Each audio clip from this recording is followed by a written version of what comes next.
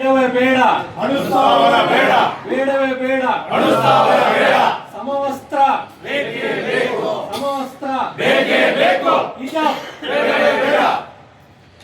ಇಲ್ಲಿವರೆಗೆ ಪ್ರಾಸ್ತಾವಿಕ ನುಡಿಯನ್ನು ಆಡಿದಂತ ಜಿಲ್ಲಾ ಯುವ ಮೋರ್ಚಾದ ಮಾಡಲೇಬೇಕು ಮಾಡಲೇಬೇಕು ಮಾರ್ಕೆಟ್ ರಸ್ತೆ ಅಗಲೀಕರಣ ಬೇಡವೇ ಬೇಡ ಅನುಸ್ಥಾಪನ ಬೇಡ, ಬೇಡವೇ ಬೇಡ ಅನುಸ್ಥಾಪನ ಬೇಡ.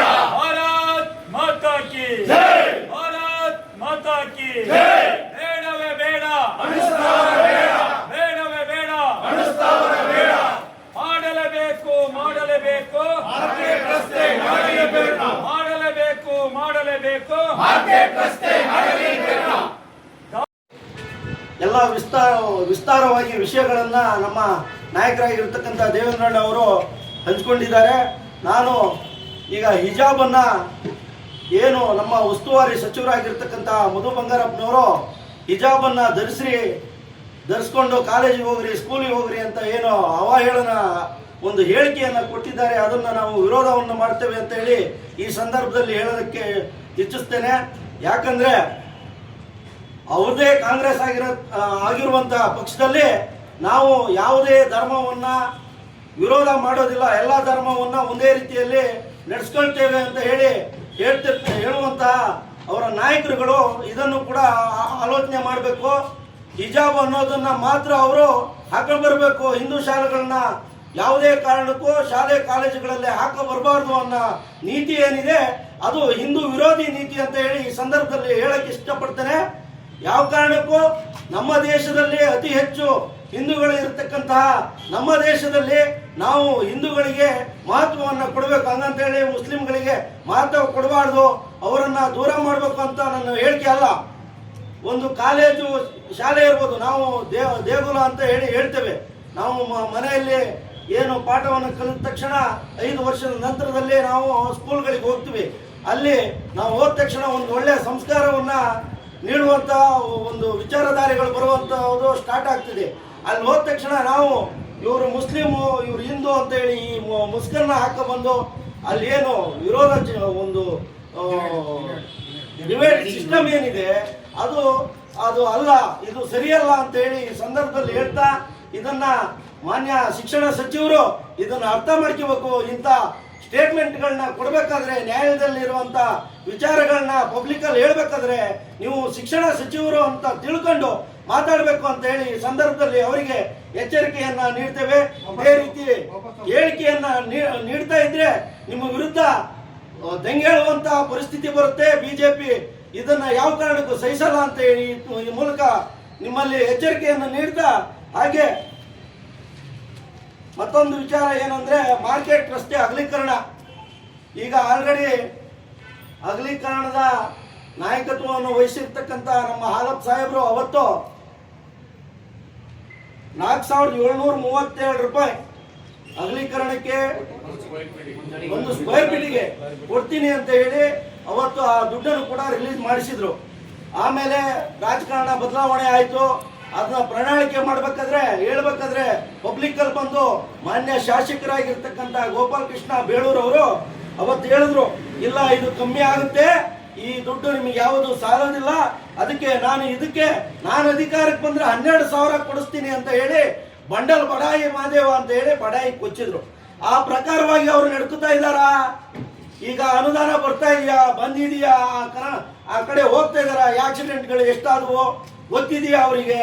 ಆ ಅಮೌಂಟ್ ಅನ್ನು ಕೊಡಿಸಿ ಆ ನ್ಯಾಯ ಕೊಡಿಸುವಂತ ಕೆಲಸವನ್ನ ಮಾನ್ಯ ಶಾಸಕರು ಮಾಡಿದ್ರ? ಅದನ್ನ ಮಾಧ್ಯಮ ಸ್ನೇಹಿತರು ಅದನ್ನ ಅವರಿಗೆ ಪ್ರಶ್ನೆಯನ್ನ ಮಾಡಬೇಕು.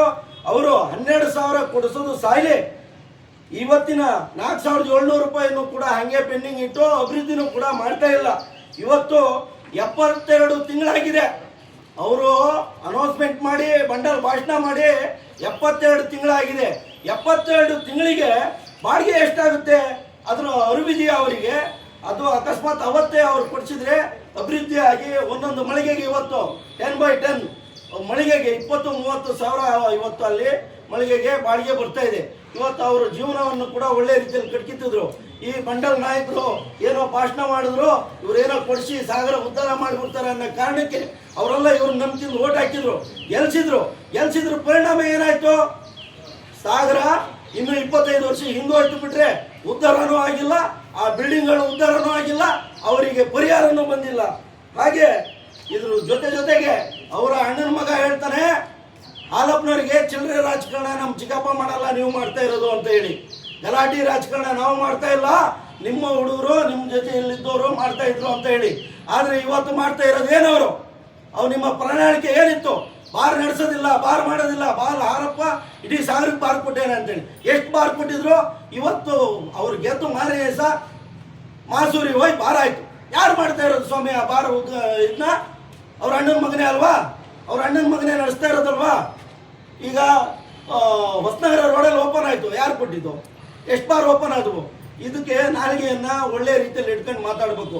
ಚಿಲ್ಲರೆ ರಾಜಕಾರಣದಲ್ಲಿ ಇದು ಒಂದು ಪಾರ್ಟ್ ಆಫ್ ಒನ್. ಮರಳು ಮಾಫಿಯಾ ಎಲ್ಲಿತ್ತು? ಸಾಗರದಲ್ಲಿ ಹಾಲಪ್ಪನವರು ಅಧಿಕಾರದಲ್ಲಿದ್ದಾಗ ಒಂದೇ ಒಬ್ಬರ ಹತ್ರ ಮರಳಿನ ಹತ್ರ ದುಡ್ಡು ತಗೊಂಡರೆ, ಡಿಪಾರ್ಟ್ಮೆಂಟ್ ಪೊಲೀಸ್ ಇಲಾಖೆಯವರ ಹತ್ರ ದುಡ್ಡು ತಗೊಂಡವ್ರೆ ಅಂತ ಹೇಳಿ ಯಾರಾದರೂ ಮರಳಿನವ್ರು ಬಂದು ಹೇಳಿ.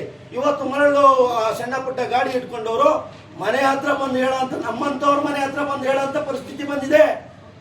ಗೋಪಾಲ್ ಕೃಷ್ಣ ಬೇಳೂರು ಹೇಳ್ತಾನಂತೆ, ನಮ್ಮ ಪಕ್ಷದ ಮೀಟಿಂಗಿಗೆ, ನನ್ನ ನಾಯಕತ್ವದ ಮೀಟಿಂಗಿಗೆ ನೀವು ಬರ್ತಾ ಇಲ್ಲ, ಅದಕ್ಕಾಗಿ ನೀವು ಮರಳು ಹೊಡಿಬಾರ್ದು ಅಂತ.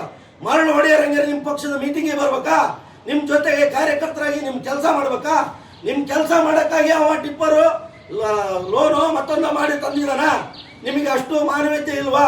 ನಿಮ್ದು ಯಾವುದೋ ಟೆಂಡ್ರು, ನಿಮ್ಮ ಸ್ನೇಹಿತರು, ನಿಮ್ಮ ಬಂಡವಾಳ ಹಾಕಿರೋ ಅಂತ ಎಲ್ಲೋ ಒಂದು ಪಾರ್ಟ್ನರ್ಶಿಪ್ ಅಲ್ಲಿ ಆಗಿದೆ ಅನ್ನೋ ಕಾರಣಕ್ಕೆ ಅಮಾಯಕರ ಮೇಲೆ ನೀವು ದೌರ್ಜನ್ಯ ಮಾಡ್ತಾ ಇದ್ದೀರಲ್ಲ, ಇದು ಸರಿನಾ? ನೀವು ನಿಮ್ಮ ಆತ್ಮಾವಲೋಕನ ಮಾಡ್ಕೊಳ್ಳಿ. ಇದರಲ್ಲಿ ಮತ್ತೊಂದು ಹೊಸನಗರ ಭಾಗದಲ್ಲಿ ಆಗಿರೋ ಅಂತ ಟೆಂಡರ್ ಅಲ್ಲಿ ಅಶೋಕ್ ಲಾಡೋರ್ ಪಾರ್ಟ್ನರ್ ಇಲ್ವಾ? ನಿಮ್ಮ ಅಪ್ಪ ಮಾಡಿರೋದು 500,000 ಕೋಟಿ ಬಿದ್ದಿತ್ತು ಮರೆಯ, ಬಡವ್ರ ಬಗ್ಗರು ಬದುಕಿನ್ಲಿ, ಅವ್ರಿಗೆ ಬಿಡೋ. ನಿಮ್ಮ ಅಪ್ಪನಷ್ಟು ಆಸ್ತಿ ಯಾರಿಗೂ ಇಲ್ಲ. ಸಾಗರ ತಾಲೂಕಲ್ಲಿ ಇಡೀ ಜನಾಂಗದಲ್ಲೇ ಒಂದು ಆಸ್ತಿ ಇದ್ರೆ ನಿಮ್ಮ ಅಪ್ಪನ ಹತ್ರನೇ ಒಂದು ಆಸ್ತಿ ಇದೆ. ಬಡವ್ರ ಬಗ್ಗರು ಬದುಕಿನ್ಲಿ, ಬಿಟ್ಬಿಡು ಪಾಪ. ಯಾಕೆ ಚಿಲ್ಲರೆ ರಾಜಕೀಯದ ವಿಷಯ ಹೇಳ್ಕೊಂಡು ನಾವು ಗಲಾಟೆ ಅವ್ರು ಇವ್ರು ಮಾಡಿದ್ರು ಅಂತೀಯ? ನೀನು ಮಾಡಿಲ್ವಾ? ತಾಲೂಕು ಆಫೀಸ್ ಎದುರುಗಡೆ ಸೋಮಶೇಖರ್ ಲವಗೇರಿಗೆ ಹುಚ್ಚನಾಗಿ ಹಿಡ್ಕೊಂಡು ಹೊಡೆದಂಗೆ ಹೊಡೆದಲ್ಲ ಮರೆಯ? ಯಾರಿಗೆ ಹೊಡೆದೆ ನೀನು? ನಿಮ್ಮ ಪಕ್ಷದ ಮುಖಂಡರಿಗೆ ಅಲ್ವಾ ಹೊಡೆದಿದ್ದು? ಅದು ಚಿಲ್ಲರೆ ರಾಜಕಾರಣ ಅಲ್ವಾ?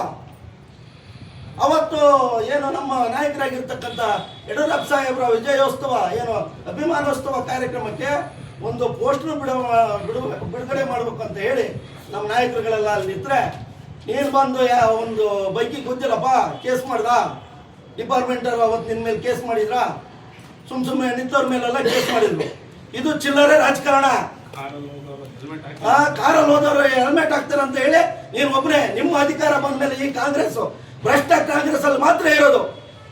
ಪ್ರಾಮಾಣಿಕ ಕಾಂಗ್ರೆಸ್, ಒಳ್ಳೆ ಕಾಂಗ್ರೆಸ್ ಆಗಿದ್ರೆ ಈ ರೀತಿ ಹೆಲ್ಮೆಟ್, ಕಾರಲ್ಲಿ ಹೋಗೋರು ಹೆಲ್ಮೆಟ್ ಹಾಕ್ಬೇಕಂತ ಎಲ್ಲೂ ಆದೇಶ ಮಾಡ್ತಿರ್ಲಿಲ್ಲ. ನೀತಿ ನಿಯತ್ ತಿಳ್ಕೊಂಡು ರಾಜಕಾರಣ ಮಾಡ್ರಿ. ಮಾತಾಡ್ಬೇಕಾದ್ರೆ ನಾಯಕತ್ವ ಬಗ್ಗೆ ಮಾತಾಡ್ಬೇಕಾದ್ರೆ ಪೊಲೀಸ್ನರ ಹತ್ರ ₹1 ತಗೊಂಡ್ರೆ ಪ್ರಾಮಾಣಿಕ ರಾಜಕಾರಣ ಮಾಡಿದ್ರೆ ಮಾತ್ರ ಮಾಡಿ. PDO ಹತ್ರ ಯಾವುದೇ ನಿಮ್ಮನ್ನು ಒಂದೇ ಒಂದು ಸಣ್ಣ ವಿಚಾರಕ್ಕೂ ಆ ಕಡೆ ಸಸ್ಪೆಂಡ್ ಮಾಡ್ಬಿಡ್ತೀನಿ, ಈ ಕಡೆ ಮಾಡ್ತೀನಿ ಅಂತೇಳಿ ವ್ಯಾಪಾರ ಮಾಡಿದ ರಾಜಕಾರಣ ಹಾಲಪ್ಪಣ್ಣ ಮಾಡಿಲ್ಲ. ಯಾವುದೇ ಅಧಿಕಾರಿ ಹಾಸ್ಪಿಟಲ್ ಹತ್ರ ಚಿಲ್ಲರೆ ರಾಜಕಾರಣ ಮಾಡಿಲ್ಲ, ಎಲ್ಲರಿಗೂ ಗೊತ್ತಿದೆ. ಬೆಕ್ಕು ಕಣ್ಮುಚ್ಚಿ ಹಾಲು ಕುಡಿದ ತಕ್ಷಣ ಗೊತ್ತಾಗಲ್ಲ ಅಂತ ಹೇಳಿ ನಿಮ್ಮ ಪಾಡಿ ನೀವೇ ಏನೋ ಇದು ಮಾಡ್ಕೊಬೇಡ್ರಿ. ಎಲ್ಲ ಮಾಹಿತಿಗಳು ಕೂಡ ಜನರಿಗೆ ಗೊತ್ತಿದೆ. ಮುಂದಿನ ವರ್ಷ ಚುನಾವಣೆ ಗೊತ್ತಿದೆ. ಅವತ್ತು ನಿಮ್ಮ ಹಣೆ ಬರ ಜನರು ತೋರಿಸ್ತಾರೆ. ನಿಮ್ಮ ಪ್ರಾಮಾಣಿಕ ರಾಜಕಾರಣ ಏನಾಗ್ತಾ ಇದೆ, ನೀವು ಅಕ್ರಮ ದಂಧೆ ಏನೇನು ಮಾಡ್ತಾ ಇದ್ದೀರಿ, ನಿಮ್ಮ ಬೋಗಸ್ ಸುಳ್ಳು ಆಶ್ವಾಸನೆಗಳು ಎಷ್ಟು ಕೆಳಮಟ್ಟಕ್ಕೆ ಹೋಗಿದೆ ಅನ್ನೋದನ್ನ ಸ್ವಲ್ಪ ದಿನದಲ್ಲೇ ಕಾದು ನೋಡ್ರಿ. ಜನ ದಂಗೆ ಹೇಳ್ತಾರೆ ನಿಮ್ಮ ವಿರುದ್ಧ. ಈಗ ಆಲ್ರೆಡಿ ಎದ್ದಿದ್ದಾರೆ, ಇನ್ನು 2 ವರ್ಷ ಇದೆ. ಯಾಕೆ ಹುಚ್ಚನಾಯಿಕೆಯಲ್ಲಿ ಕಚ್ಕೊಳ್ಳೋದು ಅನ್ನೋ ಕಾರಣಕ್ಕೆ ಸಮಾಧಾನದಲ್ಲಿದ್ದಾರೆ. ಅವರಿಗೆ ಹುಚ್ಚಿಡಿದು ಅವತ್ತು ಬಂದು ನಿಮಗೆ ಕಲ್ಲ ಹೊಡೆಯೋರೊಳಗೆ ಇವೆಲ್ಲ ಭ್ರಷ್ಟಾಚಾರನ ಮುಗಿಸ್ಕೊಂಡು ಪ್ರಾಮಾಣಿಕ ಎಲ್ಲೋ ಒಂದ್ ಕಡೆ ನಾವು ಮಾಡಿರೋ ತಪ್ಪಾಗಿದೆ ಅಂತ ಹೇಳಿ ಜನರ ಮುಂದೆ ಒಳ್ಳೆ ರೀತಿಯಲ್ಲಿ ಬರೋದನ್ನ ಕಲ್ಕಡೆ ಅಂತ ಹೇಳಿ ಈ ಸಂದರ್ಭದಲ್ಲಿ ನಾನು ಮಾತಾಡ್ಲಿಕ್ಕೆ ಅವಕಾಶ ಕೊಟ್ಟಿದ್ದಕ್ಕೆ ವಂಚೆ ನಾನು ಮಾತನ್ನ ಮುಗಿಸ್ತೇನೆ. ಭಾರತ್ ಮಾತಾ ಕಿ ಜೈ.